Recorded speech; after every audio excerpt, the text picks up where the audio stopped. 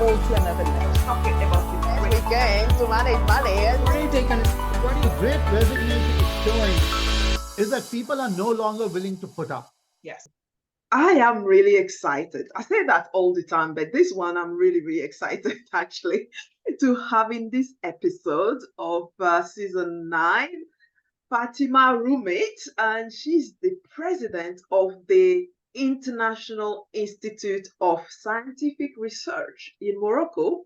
She's also a member of the ad hoc expert group on ethics in AI at UNESCO, and she's also a professor at the University Mohammed V, again in Morocco. So I had to wait quite a long time for her to finally get actually Fatima on the call today. She's really, really busy, and I appreciate that she could finally find a bit of time in her busy schedule today to have this conversation. So I could not have finished, obviously, this series on employee advocacy without talking about what is currently transforming the workplace. AI. Yes, that's the A word.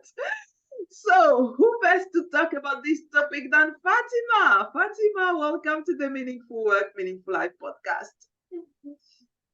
Thank you, dear Francine, for having me and for this great invitation. It's usually a pleasure to speak with you. Thank you so, so much, Fatima. I really look forward to this conversation. And for those who don't know you, I've introduced you briefly, but for those who don't know you, tell us in your own words who you are and what you do. Well, I'm a dreamer who tries to contribute to the creation of a better future for me, but also for all of us, for others. And creating a better future starts by ensuring peace and security in a large sense. That's why artificial intelligence and its implications on international relations and its implications on international law is in the center of my scientific research and in the center of all my activities, in fact, not only scientific activities, but also social activities.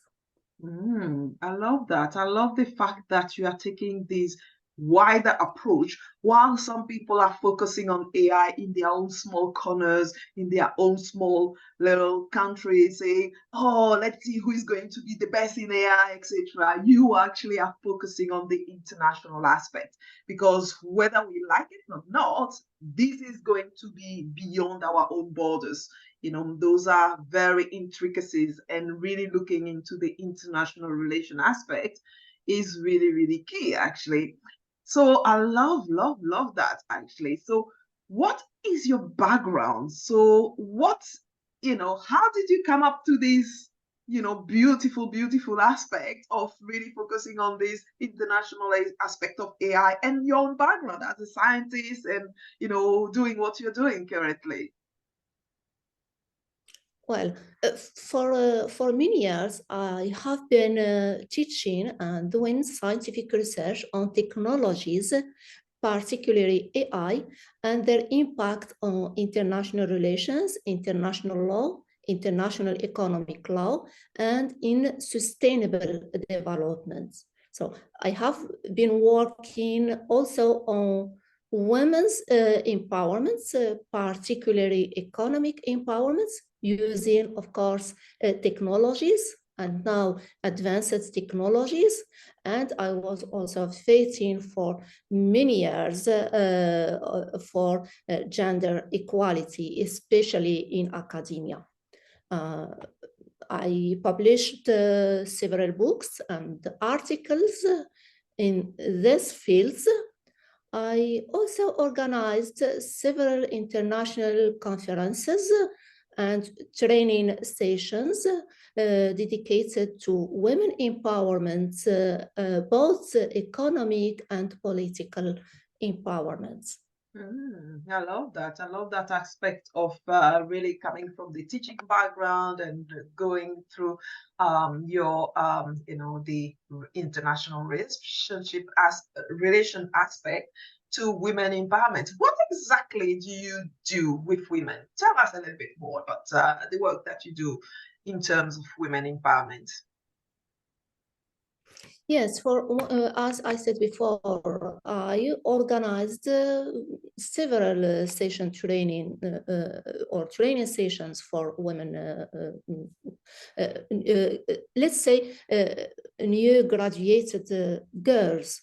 Especially and for women entrepreneurs and or women who want to start some economic activities like for example what we call in French l'auto-emploi, small projects, small companies. And yes, I invested in this training stations for several years now. I think 2008, 2007. So we also organized in the International Institute of Scientific Research, but also in other NGOs with whom I'm organizing several activities, training sessions and workshops, etc., to empower women in urban regions as in rural regions. I mean, women who want to create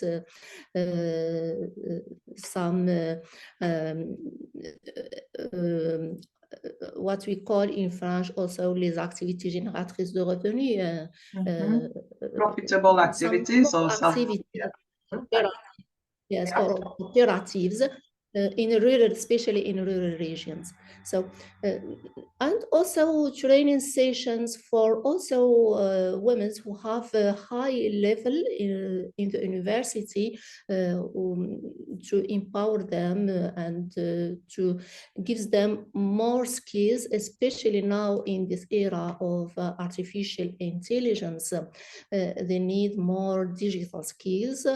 And as you know, this era is we have usually new technologies, we have usually innovations in this field, so they need to follow up to follow this innovation. So, and we all usually need new skills to keep our place, if not to enhance it in this world. So yeah. I love that. I love that you both work with women in urban areas and rural area. Do you also, in rural area, focus much more on the digital type of activities that they can use to generate revenues, or is it much more traditional empowerment to just help them to be much more entrepreneurial, or does it always include the digital component within what you do? Yes, now we try to include digital skills for those women because they need to find a way to sell them products outside the region and outside the country if it's possible. So yes, now we are working more on this. So we are trying to give them more skills and to empower them also on digital fields, if you want. Yeah, that is very, very important. I don't know if you know that I have written a chapter in a book, Yes. The African EU Digital Cooperation is about fostering African women, prosperity for African women using digital networks. And digital component is so powerful. You can be in your own village somewhere in Africa, but trading with somebody in US who is buying your product. So having those digital aspects just take you globally straight away. Yes. So that is so important. So tell me, when you were, first of all, what is one thing that most people don't know about you? Well, during during the last 2 decades, I participated in hundreds of international conferences, and I traveled a lot because of my work. But in fact, I am a homebody. I don't stay late out, and I try to be open to all new experiences and new ideas. I'm open to others, considering, of course, cultural diversity and languages diversity, etc. During this long experience, I've learned that sometimes we need to not resist fate, because there are situations that must be accepted as they are, and they cannot be changed. And yes, I usually say yes to also to positive energy. And I try usually to clean my environment of negative energy, because I think that I deserve to be only with a good person, with a positive person. Like that, we can continue together and we can contribute together to create this better future. We cannot create it alone. We need to create it with others, but with a good person, with a positive person, with a positive energy. I love that. I love that, that, you make sure that, regardless everything that you do, all the conferences that you go, you surround yourself with positive people, because yes, they say that we are the average of the 5 people we surrounded ourselves with. So if you surround yourself with a negative person, guess what? Your energy is going to go there. So yes, to create that positive world, we definitely need to have positive people around us, taking care of ourselves and make sure that, yes, so we don't allow those negative energies around us. So tell me, when you were very, very little, like 3 or 4 years or 5 years old, what did you wanted to do actually when you grew up? Did you have a dream of what you wanted to do at the time? Well, when I was young, I was usually with my father, who told me about all this fight against colonialism in Morocco, and how the reality was in this time, how they were living in this under this colonialism, and for that I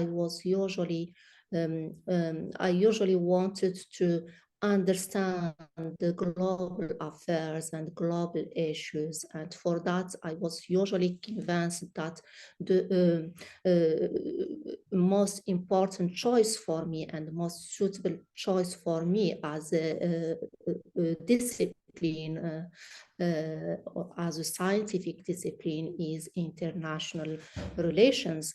And so like that, I chose to study international relations. And then after that, I usually think that there is no better things for me than to try to disseminate knowledge, because I usually believe that when we speak also about women economic empowerment, we need to have 3 elements, or let's say that women economic empowerment should be based on 3 elements. Empowerment by facilitating access to time, resources, and knowledge. And when we have knowledge, then we can ensure even resources, access to resources, and we can reduce time, and we can invest well, and yes, invest well time. So for that, I was usually my dream was usually to try with others to find solutions, alternative solutions to the global issues, global affairs, which in fact are influencing our everyday life, our all individual life. So small things around us are influenced by global issues and yes, and global affairs. So for that, I chose this way to be a professor at the university, and in this, I chose this discipline, this scientific discipline, which is international economic law and international relations. But with the time, I discovered that technology is crucial connecting points between all fields, and all problems related to development in general start by technologies. Solution could be technology, and the problems also could be no access to this technology. So that's why I focused my research on international relations and technologies. Wow, that is a very, very comprehensive answer. And yes, starting with your dad, actually, when you were very young, seeing all these, impact on colonialism and trying to understand, how things work at a global level, and for you to get into the international relationship, career, and then observing that actually nothing happened without technology. So it's really, really beautiful how you were able to gather those elements to create your own specialty now, actually. So that's really, really powerful, actually.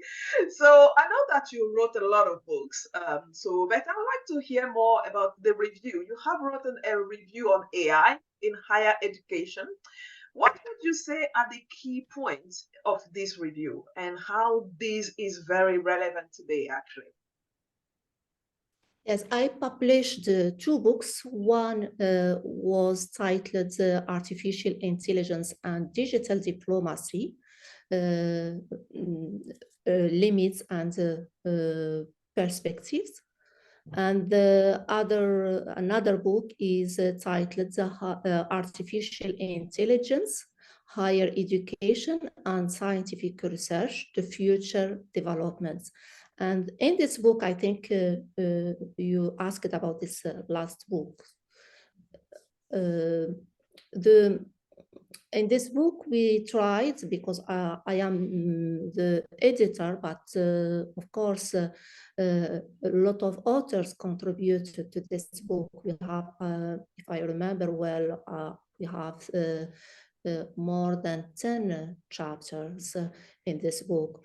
We tried, by we, all the authors, to combine theories and practical cases and tools, and we tried to explain these interactions between artificial intelligence and higher education and scientific research, because AI is influencing higher education and scientific research. AI is a tool, but also it's a discipline and a subject of study and a subject of research. And also they could be in the near future a competitor, considering all evolutions related to ChatGPT and all AGI. So, but also scientific research is influencing artificial intelligence, scientific research is behind all future, current and future innovations in artificial intelligence. Also, we try to discuss or to discuss the opportunities and challenges imposed to the universities now and in the future.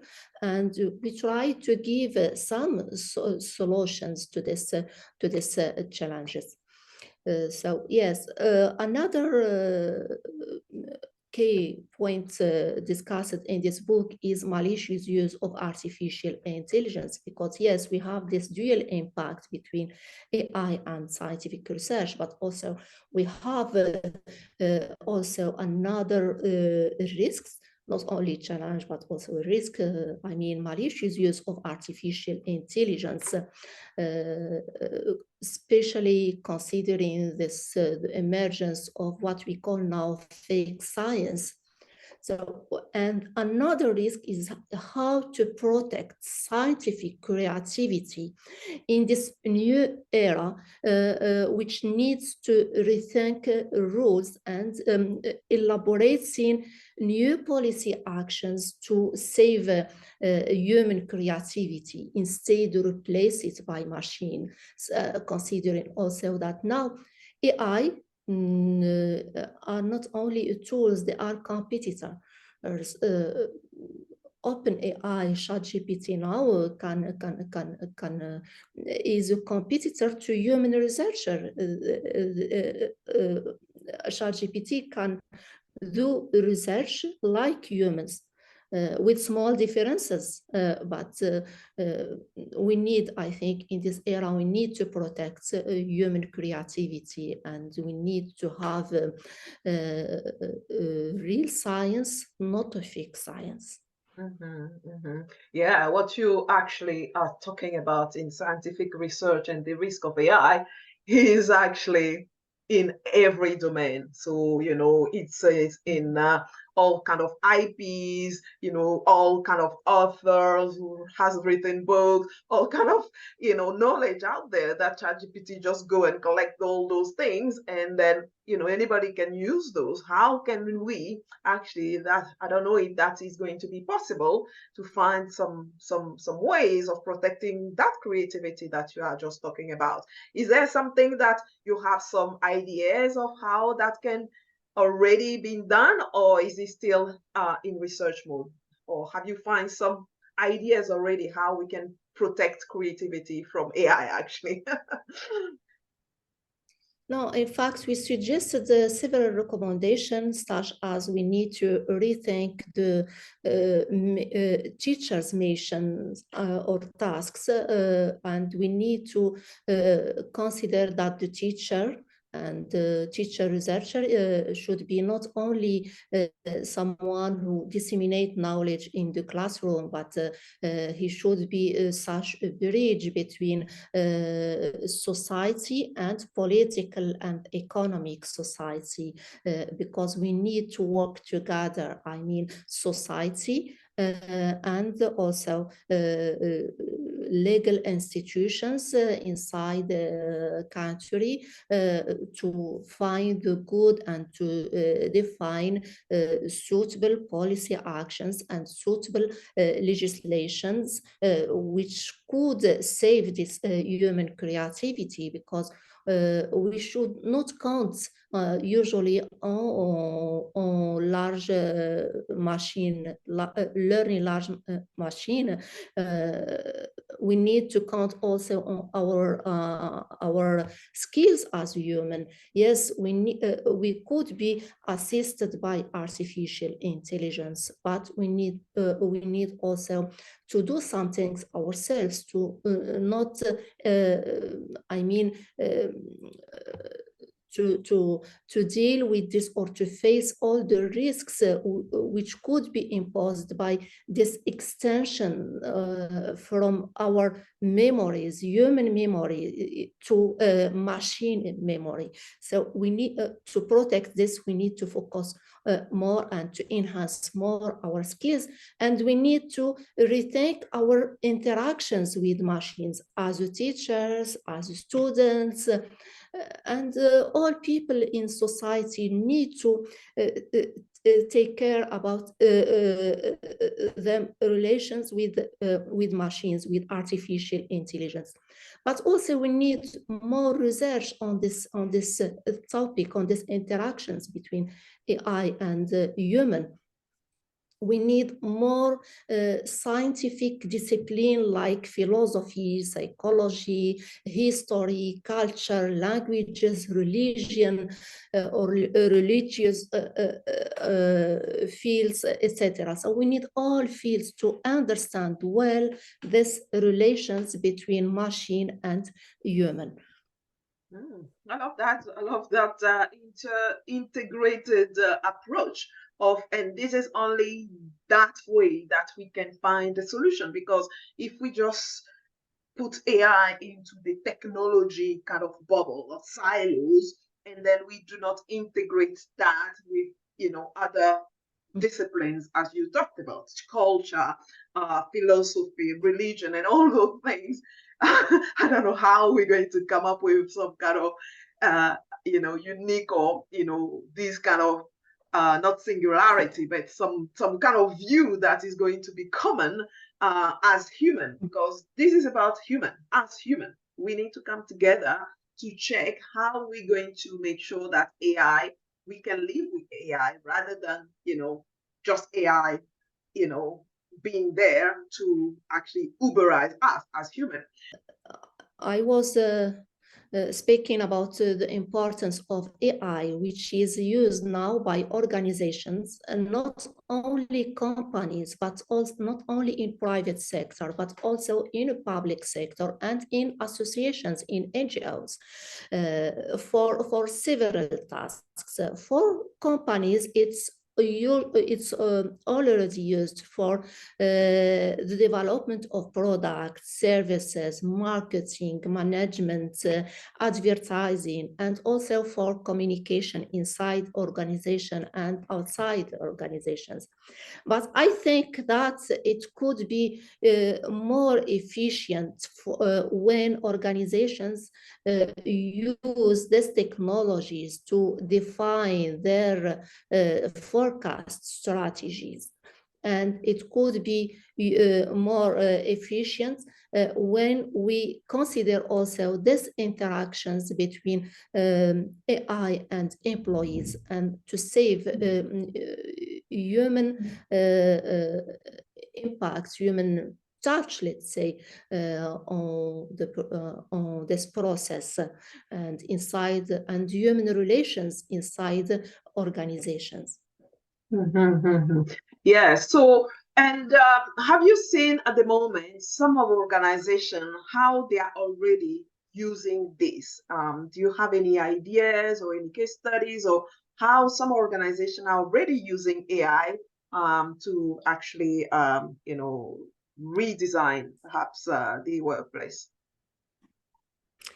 Well, let's say that what we can observe as a researcher, that there is a big gap between developing and developed countries in this level. So we need to work on this also. And we need more international cooperation between the global south and the global north, especially, for example, in Africa, between African countries and other countries from the global north, because now artificial intelligence is influencing all countries, and we need first of all to have access to these technologies and to know how we can take more advantage from these technologies, and how we can reduce and face all the challenges. I think we need more work on this level in the global south, and between countries in the global south and countries and the global south and the global north. So yes, we need to more work on this, and in different level, in legislation and in national strategies or initiatives, policy actions. We need more training to enhance human resources and and to make them able to face all the challenges imposed by AI inside our countries. So yes, we need more effort on this, global efforts, but also efforts inside every country. How is a Moroccan organization at the moment using AI, or what's the state in Morocco at the moment in terms of AI use? Well, Morocco is a part of this global efforts, and he established the Moroccan government established several AI initiatives as a first step to the national AI national strategy. And now, yes, a lot of organizations are using AI for several tasks, and also for to define forecast strategies, considering, for example, 2000s, next decade or more. So yes, we have, and also we have now the new reform considering higher education, and in this reform, Morocco integrates also AI in this higher education system. And I think that in the near future, Moroccan governments will also integrate AI in all level of studies, since the primary school until higher education. Yeah, Yes, we are a part of this global effort to take advantage from AI and maximum advantage from AI, and also face them challenges. Cool. So which skill do you think that people need today to develop to really benefit from AIs at individual level, like employees in organization? What kind of skills can we all, develop to make sure that we get up to speed and then we don't get left out by AI, which is going to come and threaten us? Well, I think that we need to focus more on ethics of artificial intelligence, because considering this, let's say, negative implications of AI and this interactions between human and employees, we need ethics to be in a safe position, let's say. And for that, we need to educate all children and kids since the primary school.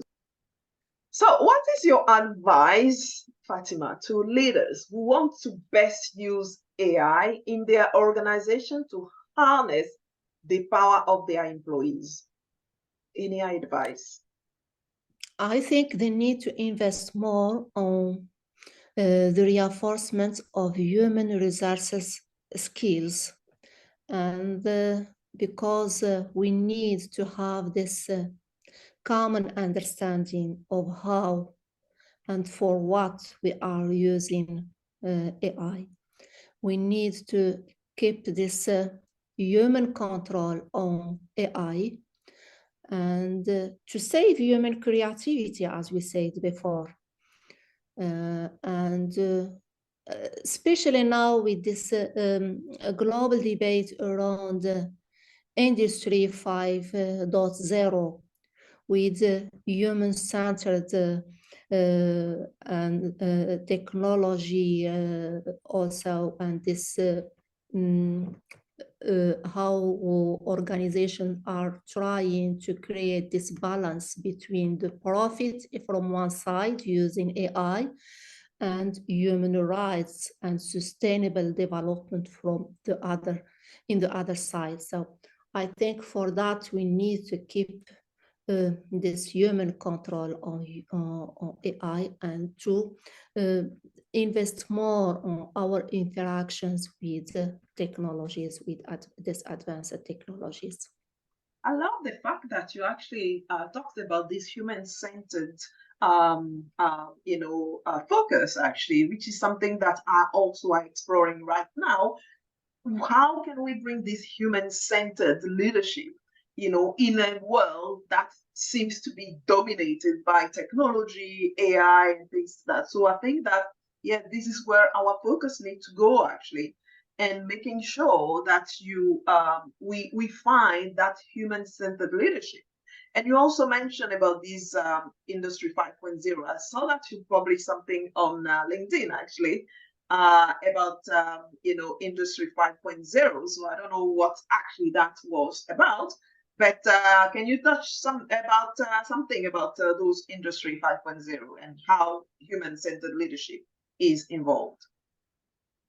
So yes, in this Industry 5.0, actors, let's say actors, governments, companies, NGOs, so all and also individuals, employees in this case, try to create this balance between AI, between advanced technologies and human rights. And when we said AI, so AI as a tools to create profits, because the goal of Industry 5.0 and all other types of industry from Industry 1.0 to Industry 5.0, the profit is in the center. But what about human rights?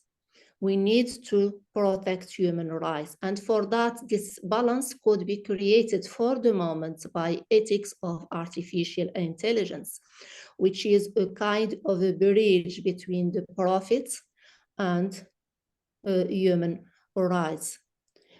Of course, when I said for the moment, because now we are in this transition period between Industry 4.0 and Industry 5.0. And this transition period should be managed by ethics of AI, waiting, of course, for more safe period when we will have suitable regulations and policy actions to face all the challenges imposed by AI in industry and to keep human rights. Because yes, usually we say that companies, the goal of the companies, especially transnational companies, is the profits, is the growth, but only states who could save, who could protect human rights. And states, they have this social contract with individuals. Even if these individuals are now contributing and the number of members of the social media created by transnational companies, let's say big tech, are sometimes more important than the voters who vote for government. So it's a little bit quite complicated, but we need to find this balance, and we need the intervention of the states to create this balance with regulations, with policy actions, with training, and enhancing human resources skills in this era of artificial intelligence. Oh, wonderful. Now we are coming to the last part of this podcast. So I just wanted to know, where do you get your inspiration from? So what gives you meaning in life? Yes, the hope that brought the learners in my classes, in fact, those young boys and girls from rural regions in Morocco, from other countries, African and Arabic countries, such from Mali, from Ghana, from Palestine, from Sudan. And for example, I have one student, Nadia, who is trying, who is working on her thesis in Morocco with a broken heart for her family who is under the fire in Gaza. Jalal went to his country last year, and Sudan, and now he is working on his thesis during the war in Sudan. From my colleagues, from such, for example, my colleague from Kiev, who is also trying to achieve his article even during the war, because he respects his engagements and he wants to meet the deadlines. So all those people are in fact such an inspiration for me. They are facing every day, and this light I can say in my students' eyes when I try to explain to them some things. This light give me this hope. In fact, is such an inspiration and this source of power for me. Wow, that is really, really powerful. Yes, getting all those students coming from all the corners of the world who are facing in their home country such a, unbelievable, sufferings, Yes. but still have to keep focus to, get these goals or these dreams that they want to achieve. Yes, I can tell how, inspirational that can be for you actually to see, them to keep focus and not giving up. And because, they hope, they have the faith and they hope that tomorrow is going to be better. And we hope all that tomorrow is going to be better rather than having, in all the corners of the world, those wars going on, and yes, we need to all come together as one and make the world a better place. So, now let's talk about money. I'm a very generous person, and I have £1 billion for you today. So if I give it to you, what would you do, and how would you spend your days with that? Well, I think and I believe that everyone in this world has a mission. And to achieve my mission, God gives me a lot of gifts to be able to create a better future, not only for me, but for others and with others. So to be able to help others. And after a long year of learning and a long experience, I think it's time to share this with others. For sure, I will invest one part of the sum in scientific research, and I will dedicate the second part to helping others, especially to achieve the higher education, because it's okay to create a safe future for them and for others. I think it's good to support others in higher education, not only for them, but also for them countries. Yeah, I love that. You are not going to go and buy a yacht or a jet No, no. and sit on the beach and not doing No, anything. I've learned from my father and Yes. from my mother also, usually to put values and principles in my life, in all my activities. So now I don't have this, and I usually try to find and to look about happiness not in money or some things, but in small details in our life. One modest lunch with my kids, maybe one great moments with my friends or with my students, when I give a course and when I feel that I give all in this course, I share all what I have with my students. It's a moment of happiness for me. So now Yeah. Wow, that is so inspiring. Yeah, exactly. Finding happiness in all those small moments, whether it's sharing those moments with your kids, students, friends, that is it, not waiting for that $1 billion to come to, or £1 billion to come to feel that happy and but finding those happiness in small moments. That's really, really inspiring. And how do you want to be remembered for, Fatima? By how I dedicated my life to put these values and principles in all of my activities. And I think that this is the most important things I would like that others remembered me.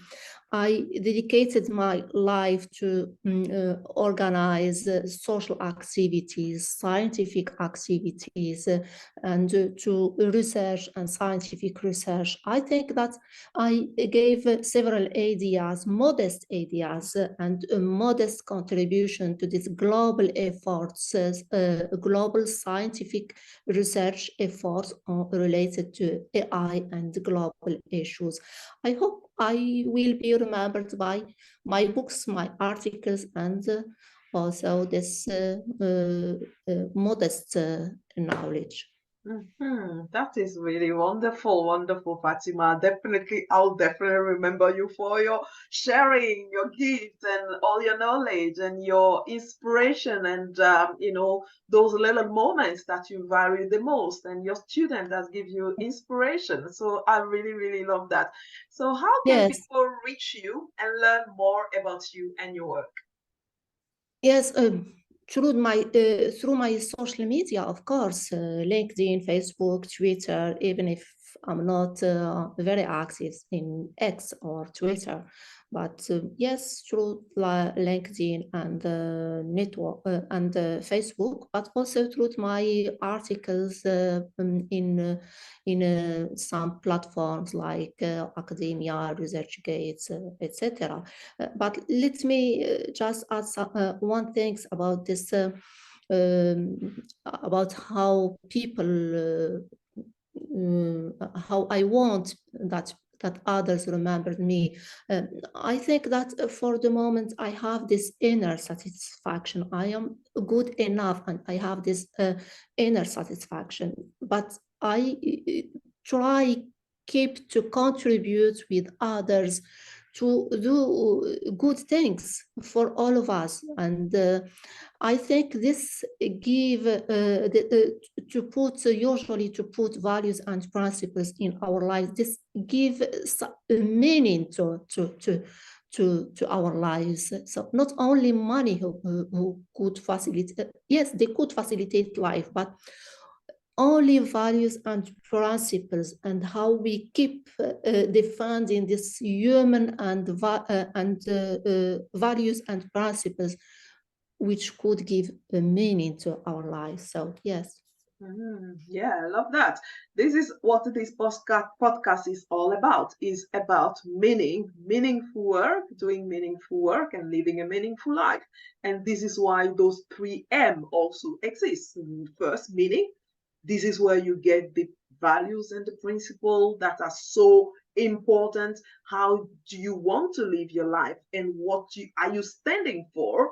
Then obviously money, because we need some money to conduct our research and do the thing, but it's not the core of it. And then the movement, which movement are we creating, or are we leading, or are we part of, to make the world a better place? So thank you so much for creating this beautiful movement of AI and value principles live for us and for everybody. And I hope that you're going to give us even more insight through your academic research. We're going to find a way of bringing all these AI together. Thank you so, so much, Fatima, for joining this podcast and for sharing all your gifts, your knowledge with our listeners. And I will see you on the other side. Thank you.